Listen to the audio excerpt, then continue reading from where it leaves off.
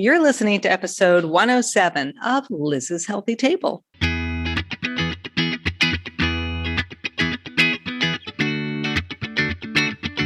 Looking for a healthy new way to feed your family without the hassle and hype? Welcome to Liz's Healthy Table, where your host, registered dietitian nutritionist Liz Weiss, serves up fresh and flavorful recipes with a tasty side of science, good nutrition, and fun. Are you and your family ready for some wholesome food that tastes great too? Don't change that dial. Your food adventure starts here. Welcome to the podcast, everyone. On this week's show, whether you call them leftovers, planned overs, or best overs, my guest is here to the dinner bell rescue with her new cookbook, Cook Once, Dinner Fix.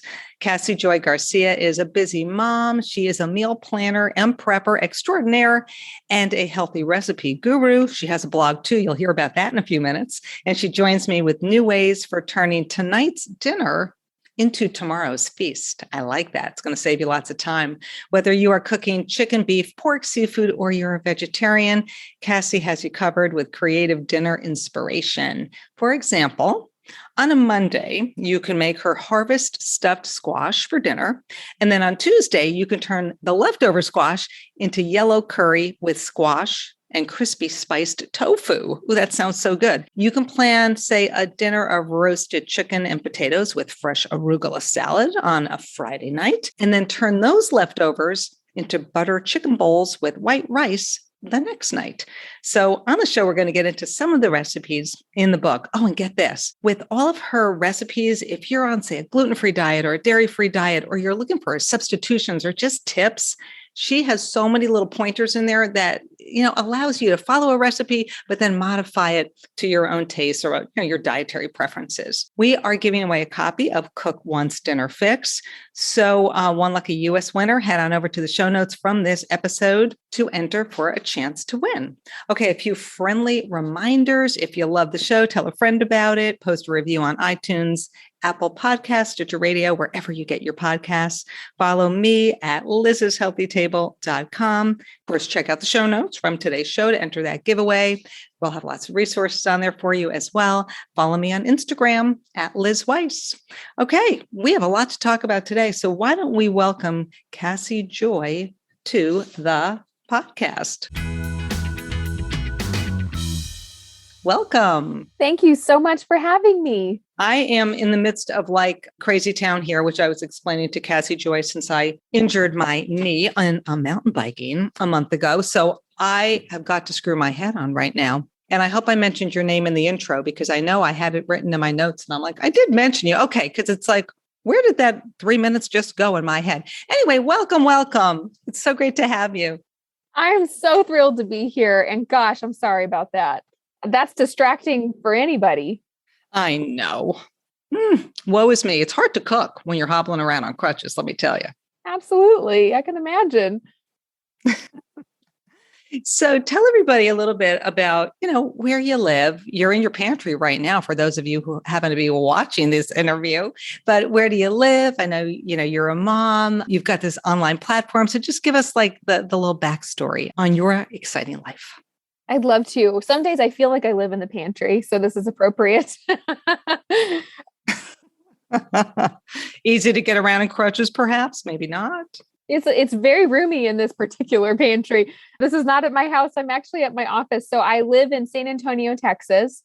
I'm a born and raised Texan. I went to Texas A&M University and I graduated there in 2008 and then went on to I started a website a little over 10 years ago, Fed and Fit, as a personal blog to document some of the major lessons learned that I was gathering in my own lifestyle in pursuit of healthy living. And then when readers started asking really great questions about, well, gosh, why? Tell me the difference between white rice and brown rice. I thought, gosh, that's a great question.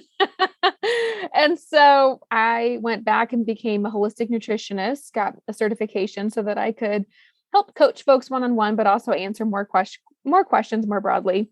And then, some time has gone on and Fed and Fit has blossomed as a business. And now it really represents an online editorial that Of course, my voice is still one of the more prominent ones there, but it's a team of contributors and really bright minds in the food and wellness space. And so that's the work side. I get to work with not about 4 people. They're sitting outside right now. And we all get to be a great team together. And we have a bunch of other contractors we work together. And then on the family front, like you said, I'm a mom. I have 2 young kiddos. I have a 3.5-year-old, a 1.5-year-old, and then baby number 3 will be here in 2 months. Congratulations. Thank you. I'm sitting down and out of breath. So I'm at that point where she's starting to take up, some of that lung space. Oh, I remember those days like it was yesterday. Yes. And so we live here with my family, my husband and I. We have 2 Great Pyrenees, which are worth mentioning because we're those people that have our dogs are like other children. And we love it in the hill country. San Antonio. You got a lot on your plate. So you've got this blog, Fed Plus Fit, Fed and Fit. And I say Fed Plus Fit, but it's Fed and Fit. And so you had your own kind of personal health journey, which I'm sure kind of, impacts the kinds of recipes that you love to make and share with your readers. So what happened to you health-wise that kind of led you down this Fed and Fit path? Yeah. So when I graduated from college, I had started gaining weight, and back then this was 2008 timeframe, I guess. The only conversation that was really prominent at the time around health and wellness was about food quantity, and that a marker of health was whether or not you're gaining weight. Right. And so I thought, well, my pant sizes keep going up. And so I need to cut back on the amount of food I'm eating. Is like the very basic diet mentality, diet world I was kind of playing into. And then after years, Liz, of yo-yo dieting, and I'm sure I'm not alone, of a lot of folks can identify with that and I'm a front row student. Like I took notes, I followed things to the letter. Oh, me too. Me too. Yeah. And I did all the things I was supposed to do. And then at the end of the day, the diet, whatever one it was, wound up still not sustaining or working or giving me any reason to want to pursue it. So I'd move on to the next one. And eventually, it takes me a long time to learn lessons. Eventually, I thought, gosh, you know what? I'm kind of smart. I feel like I can figure this out.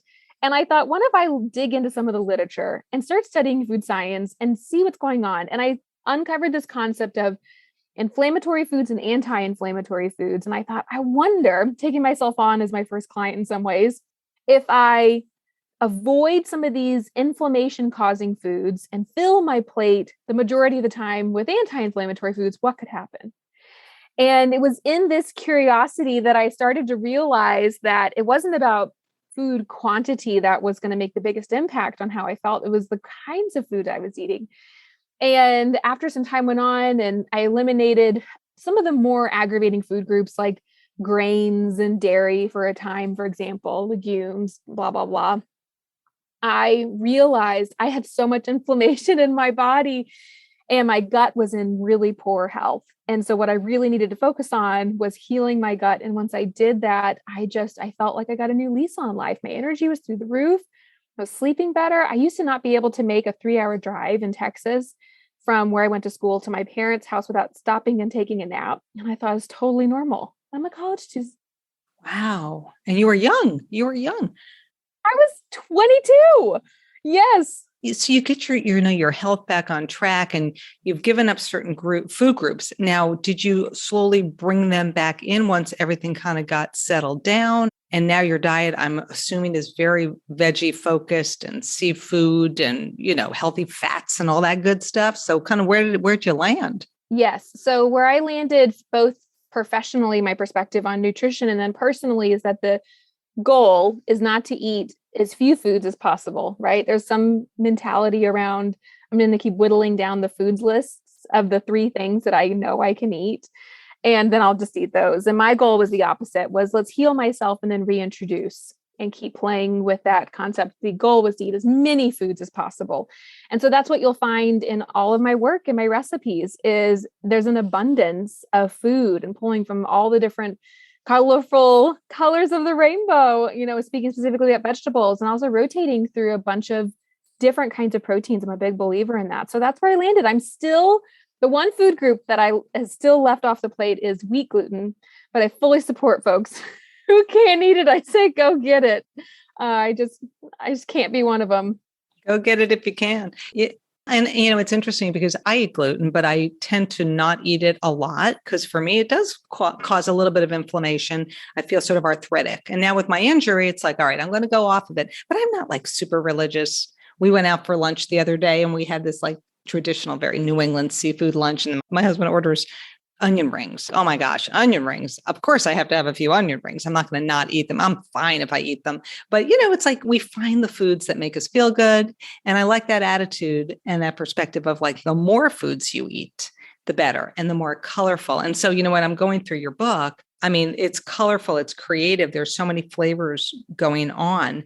So tell me a little bit about the book because cook once, dinner fix. This concept is you're going to make chicken on a Monday. And then you got this yummy chicken recipe, but then the next day you're going to turn it into another chicken recipe. That's so different, but yet it was based on the leftover chicken. So just give us sort of, the big picture of the book and how it works. Yes. So the big picture is how do we get the benefits of a prep day, right? A prep day, when I think about that, is folks who maybe cook their meals in advance on Sunday, and then that makes dinner time in the days to come much easier. How do we get the benefit of that without having to do a prep day? And so I say we're weaving our prep in with dinner time. And so let's say if you do have that roasted chicken, like you just described on Monday, and maybe you're ready for chicken again on Wednesday, the chicken is already cooked. And it means that buttered chicken bowl that over the fluffy white rice comes together so quickly because the most involved part of the meal is typically going to be that featured protein or that key, even if it's a veggie-based protein, that key ingredient is usually what takes the most effort. And so I say, let's make as much of that at one point in time, store it in its most basic form, and then reimagine it in a different meal going forward. Right. And, it's so funny because some people either love leftovers or they hate them. And I think the reason they hate them is because it's like, I don't want to eat that same recipe 2-3 nights in a row.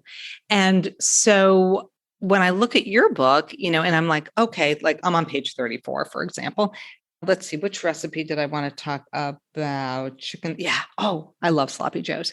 Oh, yes. Chicken sloppy joes with ginger carrot slaw. So I love how you're making the sloppy joes, but then you've got this slaw on the side because to me, side dishes, they need to have a moment, like side dishes are on the decline. We want to get people to eat more fruits and veggies. The side dish is where it's at. Well, then the next meal, that's meal one. Meal two is white enchilada casserole with tomato avocado salad. I mean, these are completely different chicken recipes, yet they start out with, you're cooking extra chicken on that first night. So tell us a little bit about that chicken sloppy joes with ginger carrot slaw. I want that. I actually get to make this tonight. You picked a good one. My family's going to have sloppy joes for dinner tonight. So it's such a great showcase of this concept. So the way I see this working for you, and this is all of my work, particularly this book, I hope it feels like it lessens the burden of getting an efficient dinner on the table. So let's say you're going through the grocery store and you see that, oh my goodness, my favorite chicken is on sale, right? I'm going to get 4 pounds of this chicken because it's on sale. And then I'm going to open up my book, Cook Once Dinner Fix, to see what I can do with it. And my hope is that this guides you through that. And so what we do is we take those 4 pounds of chicken, breasts, tenders, whichever you prefer. You could even alter this and use boneless, skinless chicken thighs. That would behave very, very similarly to this recipe. And cook it, shred it. I offer you a bunch of different methods with which to do that, but get it to where it's nice and shredded. And then we're going to divide that shredded chicken up in its most basic form. Night one, we're going to toss it in with this really delicious, tangy sloppy joe sauce, a little bit sweet, a little bit tangy. It's a little bit reminds us of home, and growing up in the kind of sloppy joe we have, but it's written through my lens. So it's going to have only the ingredients that it really needs.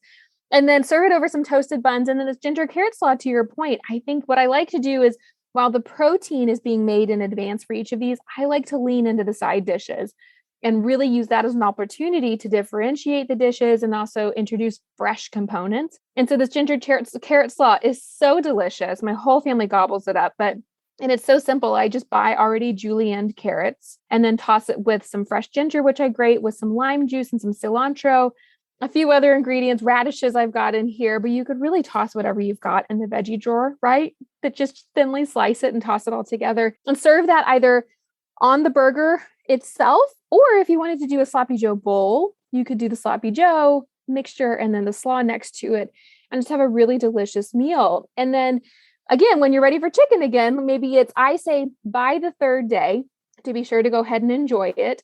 I like to break my days up because my family, we love this way of cooking. This is the way I eat personally at home, but I have found that I need to give my kiddos a break. So you're going to give them a chicken break. So like Monday, you might have the sloppy joes. Tuesday, something else. Wednesday, Thursday, you're going into meal 2. Exactly.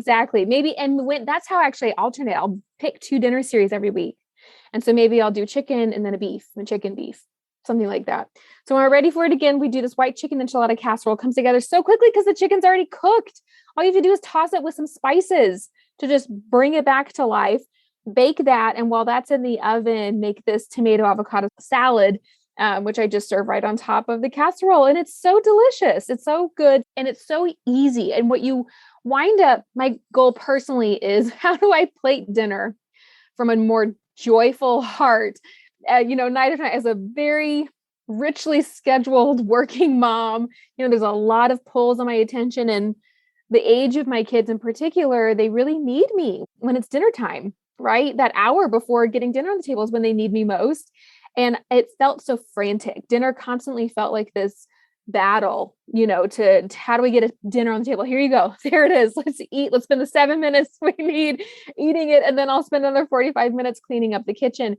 And what this has allowed me to do, and so many readers now at this point, is to be able to put this composed meal on the table and feel really great about it and know that it actually was really easy to pull together because past you made that extra chicken that you're able to fold into this future meal. Yeah. And, if you're a meal planner, I could see, doing like meal planning, like you said, you'll grab 2 of these dinner combos to do through your week. So you might do the chicken meal 1 and 2 during your week. And then you might go to, say, the beef chapter, and I'm going to page 122 because I love every recipe in this book, but so you might just say, okay, and I'm also this week going to make, why can't I get to it? Here we go. I'm also going to make garlic peppercorn beef roast. And then I'm also going to make shredded beef ragu over pappardelle pasta.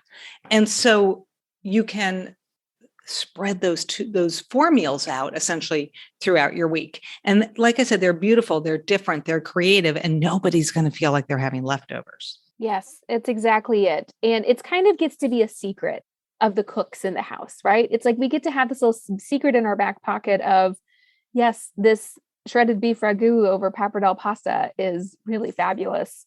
And it seems like I might have spent all day cooking it, but truth be told, the work was done 2 days ago. And this came together really quickly. It's beautiful. It's such a beautiful. And so this garlic peppercorn beef roast, I am hearing so many airplanes. So I live in Boston now. We're in Nantucket part of the year, and Boston part of the year. And depending on the wind, like where do the planes take off from? And I am telling you right now, I feel like I live at the bottom of the airport. It is super loud, but you don't hear it, but I hear it. I don't. Anyway, so garlic peppercorn beef roast with roasted carrots and mashed potatoes. I do, what? I love beef. I don't eat it often, but when I eat it, I want to go for it. It's got to be rich and luscious. So tell us about that recipe because it sounds like something I would love to make. It's really fabulous. This is the kind of dinner that I would make for my family on a Sunday, because although I just want to verify before I say it, I have in here alternatives to how you can make that roast. I really like to make it in the oven, right? And slow roast it. It's got 2.5 to 3 hours in the oven to turn this beef roast in from a beautiful cut of meat, right? But to something that feels truly masterful. And I'm a believer when I develop recipes, I will start with a dish that I want to make, and then I will trim it back to how do we get the best meal possible out of these ingredients for as few ingredients and as few steps as possible, because I don't have the time to be chasing down all these ingredients, nor do I want any kind of a fussy method. And so this roast is such a good example of that. It's very simply and humbly done. And the oven takes care of the work for you. And you're going to feel like you're plating a masterpiece, but it comes together so easily. And I say, let's throw some carrots in with that roast while it's baking in the oven. And then I like to serve it up with some mashed potatoes on the side. And then it's a horseradish cream sauce to serve on top of it. Oh my gosh. My boys are coming home for Thanksgiving and I am so going to cook out of this book. Usually what I do before I have a guest on my show, I usually will cook from their book. But given my little situation with the injury, I've not been cooking a lot lately. So I have a lot of stickies going into the book. And I think with the boys coming home, right now it's me and it's my husband. We're empty nesters because I'm at a different phase of my life than you are. And so, when they're home, it's like I'm back to mommy mode and family meals. And I love it. And I think family meals are great. And I'm also curious. I know we're going to talk about a few more recipes, but having little ones, there's always this talk of picky eaters. And I always found when I was with my first platform back in the early 2000s, Meal Makeover Moms, and I was writing cookbooks, I was testing recipes all the time. So my kids were exposed to like tons of food, different foods constantly. They were my taste testers. They didn't have time to say no to anything. Do you find, I know your kids are really young, but do you find that they're becoming adventurous because there's just like constant influx of new recipes to try? Absolutely. I really feel like the cards are stacked in our favor in terms of building adventurous foodie little kiddos. And there is always something. And what I've tried to lean into is it's nice because I have the luxury of an office, a kitchen studio where I can come work and focus on a recipe because it's challenging. You were there to develop a recipe and really be really particular about it and taste along the way while you have a 3-year-old who's wanting to influence your dish and make her mark in it. But at home, I have found that they really do. They have a lot of fun with it. And as long as I found that when I take my kids along for the ride with dinner, and they're really young, they're still toddlers, but when I can bring them along for the ride, when I can let my daughter Gray stir the slaw in the bowl, and I say, here's a spoon, and I'll give her the amount of lime juice that I need to pour in. They're already pre-measured.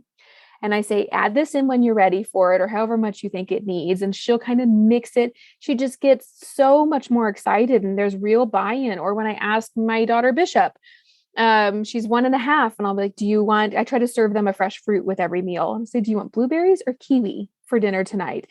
And just let them choose. Yeah. And have buy-in. Then when they see it on their dinner plate, they're like, oh yes, you're welcome. I picked the kiwi. Yes.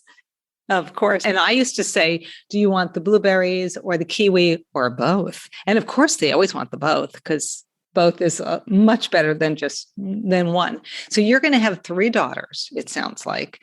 I am the pickle in the middle. So Bishop and I, she's my girl, on the pickle in the middle of 3 girls. So I'm going to just tell you, as the middle child, I always said I'm the most well-adjusted and normal. That's me saying it though. So just... I feel like Bishop would say that now if she could. I'm just going to throw that out there and that little insight on the pickle in the middle. So with our beef, so you've roasted up this beautiful chuck or shoulder roast. You've made our meal very hearty, good comfort food. And then you also do the meal too is shredded beef ragu over pappardelle pasta. So again, very simple because you've got the beginnings of this meal already made. You've got your beef already cooked up. Yes, exactly. And so what you get to do is you get to build a delicious sauce, that you serve with that shredded beef. And so the tomatoes, and I have red wine. I like to put balsamic vinegar in my meat sauces, my red sauces. It brings out some really delicious depth there. And then you toss in that roasted beef from several nights ago, the planned for leftovers, right? So when you pull that first meal out of the oven, or even when you're preparing it, you might think, gosh, this is a lot more beef than we need for tonight. And that's the point, right? That's the point, is to cook way more than you need of beef for that very first dinner. And then the planned for leftovers. And I like to just cut it. Right when it comes out of the oven, that very first meal, I say, let's cut it however much I know I'm going to need for the pasta dish. I'm going to set that aside, put it in a dish so it's stored away. Otherwise, my husband will just go, you might just go for it, and that's going to happen. And so adjust however much you need. Everyone's full and happy. But I like to save it. And then you just get to shred it, put it into this delicious sauce you've made, and spoon it over a yummy pasta. Now, if you're gluten-free, what might you serve this over? A gluten-free pasta or something else? Maybe zucchini noodles? What would you recommend? So I am, and here's a fun fact. Every recipe in this, every photo you see in this book is actually gluten-free photo. So all of the pasta, because I am gluten-free. Oh, so that's gluten-free pasta that you photographed that with. Ah. It is. I found a gluten-free pappardelle. I found it online. I had to go searching, but it's out there, y'all. You can find it. So I would say serve it over your favorite gluten-free pasta. And if you're wanting a lower carb option, if that's a motivator or for whatever reason, I think zucchini pasta would be great, but I would make sure that your zucchini is dehydrated. So zucchini noodles pack a lot of water. And so a tip that you can do is after you grate your zucchini noodles, or if you're buying them already zoodled, then sprinkle some salt over them on a sheet pan. And what I like to do is I like to take a rimmed baking sheet and put a big clean kitchen towel down on. Zucchini noodles go on top of that. And then I'll sprinkle, call it a half a teaspoon of fine salt over the top of it in an even layer, and let it sit there for about 15 minutes. And that salt will help pull some of the moisture out of those noodles. And then what I'll do is I'll take that towel and then fold it up and press the extra water out of those noodles. And what you wind up with is a more true pasta-like experience versus a watery sauce on top of a watery noodle. So if you're going to go that route, that would be my tip. That is a very good tip. Thank you for sharing that. So I'm excited because it's October, which means it's seafood month. It seems to be every month. Like it's apple month, it's pumpkin month. Today is Farmer Day. Like it's everything month in October, but it is seafood month. And you do have a seafood chapter. My husband is a pescatarian. I love that everybody these days, when I studied to be a dietitian back in the day, everybody it was pretty basic stuff. Now everyone's eating a different diet. I think it's great. There's so much variety. There's so many options, choices, recipes. So my husband's a pescatarian. Once in a while, he'll stray because if I make a beef recipe, it's got to have a few bites. But what's your favorite recipe in the book, in the seafood chapter? Because I couldn't pick one because I love seafood and I loved them all. But do you have a favorite? It was a kind of an accident that I flipped over into this one, but this is the one that I make the most at home. It's on page 212. For you, Liz, but meal number 1, it's a dill aioli salmon bake. Oh my gosh, that's the page I opened it to. Oh yes, how funny. It must be a natural break in the binding. It must be. Or just meant to be. It was meant to be. So dill aioli salmon bake. Oh man, that looks good. Yes, with fingerling tomatoes. I actually make this dinner all the time for my family. It is so fast and easy to pull together. And if you are someone who really enjoys salmon, for example, but you've been intimidated to buy the whole fillet, it can feel really intimidating, but there's a good chance it's more cost effective. And there's an absolute chance that it's going to be easier for you to prepare it this way, roasted all together in the oven in one go versus cutting and pan searing. And so this is my favorite way to make it. And so what I do is I take this entire salmon fillet and I cover it in essentially a linen dill mayo mixture. And I create this really nice coat on it. But if you rewind the clock, what I've done first, because it's a sheet pan dinner, is I've chopped up these fingerling potatoes, tossed them in some olive oil and sea salt, roast those, par roast them. So they're almost done. Get them going. Yes. On the sheet pan. And then when they have about 15 minutes left before they're done, I'll spread the potatoes, create a little wedge, slide the salmon in there, coat it with the dill mixture, and stick the whole thing back in the oven. And it's all done at the same time. And so meal number 1 is you get this roasted salmon with this delicious, it's almost like a nod to tartar sauce. I'm talking to someone who spends time in Nantucket. So we call it tata. We call it tata sauce. Okay. Thank you. You kind of get a little bit of that experience there with that dish. And then the rest of the salmon, the already cooked salmon that you're not going to eat for that first night, store it away. And what we do with it for meal 2 is break it up and form it into salmon cakes. I love them. They're so delicious. And they come together so quickly because, again, the salmon's already cooked. And so if you're thinking about making salmon cakes with a canned salmon or something like that, if you have a recipe that calls for something like that, this would be really no different, but you're actually getting a little bit more flavor and it's going to be more fresh. And then I like to serve that with some pan-seared, almost blistered green beans. Yum. I do have a salmon cake recipe on my blog, and I always find that when I make it with leftover roasted salmon, it's always so much better. I mean, I love the canned salmon. It's what can be easier, right? But when I love this idea of making that extra and then having it for those cakes. And I think kids love little cakes. You cannot go wrong. If you want your kids to eat more seafood, make a salmon cake. So good. So good. Wrap it up with a nod to a vegetarian recipe in the book. Again, at the very beginning, you mentioned legumes. I think you had gone off of them for a while, but now you're eating them again because I know you've got like beans and legumes and all sorts of things in this vegetarian section, and tofu. And I think people do find tofu to be a challenge at times. I need to do a whole tofu show, but I love that you have tofu in here. Obviously beans. I'm a huge bean fan. So what's a favorite vegetarian recipe? Oh my gosh. I'm flipping and flipping and flipping because I love them all, Liz. I will tell you the truth. The truth is, I was dreading this chapter. You were? Why?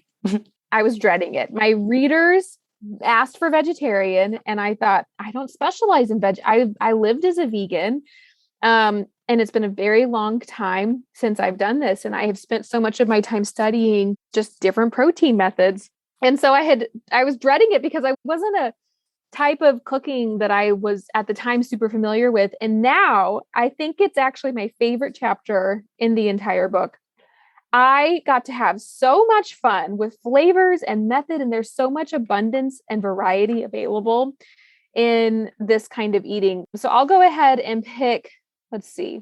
One of my favorites is, and I'm having a hard time finding the page, but I know it by heart. One of my favorites is we start off with a baked falafel bowl and a Mediterranean style falafel bowl. And so what we do is make a whole bunch of very simple, again, name of my game, very simple, most simple for maximum flavor, falafel dough, chickpeas, lots of fresh herbs, some flour to help bind it and hold it together. Really delicious, some lemon juice, very fresh. And I like to scoop those out and turn them into baked falafels. So we make half of the dough gets scooped and turned into baked falafels versus fried falafels. So this is slightly better for you, very easy to pull together. And I serve that in this Mediterranean style bowl with a massaged kale salad, with some Kalamata olives, some feta cheese, if you want something like that. All of the things that would come to mind, cucumbers, roasted bell peppers. And then the second half of that dough, though, which we have not formed in the bowls, gets pressed into the bottom of a springform pan. And we use it as the base for a quiche. What? Yes. This is crazy. So creative. I love this. It is. It's so fun. And so the crust, the falafel dough, which has so many wonderful nutrients, it's so good for you, it's so flavorful, then gets to become this crust for this quiche, which I put mushrooms and goat cheese in this quiche. And it is fabulous. It's a fabulous dinner series. And you would not know, again, it's like the cook's secret. You would not know that you actually got to pull this, what feels like this gourmet quiche together so easily because all you did was double the ingredients from meal one. I'm going to promise you when my boys are visiting, this is Thanksgiving week, I'm going to be tagging you like crazy because I promise I will be cooking from your book. I love this idea of the dinner series. It just, it makes, to me, meal planning is such a big obstacle for people. But once they get it, it makes life so much easier because you're just like, you're ready, you're prepared. The week ahead is like a breeze. It's so great. Well, I have thoroughly enjoyed chatting with you and hearing about this book. I'm curious. I know you have a lot of very engaged readers and followers. What kind of feedback have you received? Like, what's the craziest, weirdest, most surprising, most joyful response, that you've gotten to this book? Oh gosh, someone wrote in and it was so cool to read this, but in her house, so her partner, her husband had been asking for, how do I help you out more in the kitchen? He wanted to help, but he's not at all a confident cook, right? And if it was, she said that if dinner was left up to him, it would just be takeout on those evenings. Nothing against takeout. I'm also married to someone very similar, but she said that the way that they're using this book is that she will make meal one. They'll pick a dinner series together.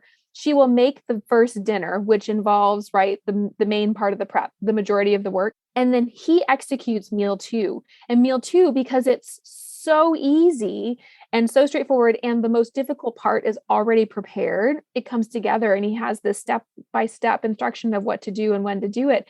And so it's been so neat to see how households are divvying up the responsibilities of getting dinner on the table by breaking it up and looking at, okay, this one might be a little bit more involved, but it's going to make meal two more easy or easier. I'm so glad I asked you that question, because now I'm going to have my husband do this. Oh my gosh. Thank you for that. No, this is amazing. I think I'm glad we're doing a giveaway, because whoever wins this book is going to be super happy. But you guys, you can order it. You don't have to wait for the giveaway. So Cassie Joy, where can people find you on the web, and where can we find your book? Yes. Okay. So the book is available everywhere books are found. You can find it if there's a local bookstore, for example, you really enjoy supporting. You could give them a call and ask them if they can get it. And I'm sure that they can. And then Amazon, Barnes & Noble, Target has it right now. So really anywhere you can imagine. And then my work is available. We have, over 1,000 free recipes over on fedandfit.com. And we send out a free weekly meal plan for folks who are looking for just, again, the little extra help in the kitchen or when it comes to planning every Friday. So make sure you go sign up for the newsletter.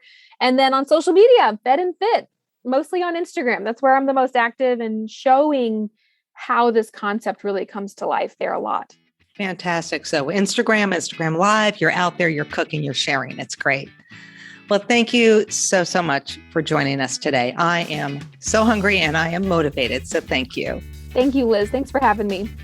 And to all my listeners, thanks for tuning in. Head on over to liz'shealthytable.com/podcast. Enter for a chance to win this phenomenal book, Cook Once, Dinner Fix. If you love the show, tell a friend about it, as always, and post a review on iTunes, Stitcher Radio, wherever you get your podcasts.